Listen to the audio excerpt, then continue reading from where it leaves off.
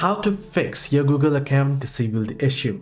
Well, to fix a disabled Google account, you want to go to the Google account recovery page and submit an appeal, or try to sign in from a familiar device and location.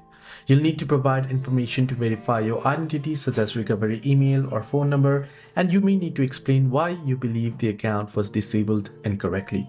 Now, you want to avoid making multiple failed login attempts, as this can lead to further security logs. If possible, use a computer, phone, or tablet that you have previously used to sign into the account, and be in a location where you normally sign in. Now, first things first, go to the accounts recovery page on Google. So you can head over to browser and you can search in for Google account recovery. Once you have done so, it will prompt you here, sign into accounts.google.com. Here, how to recover your Google. You can see this support here.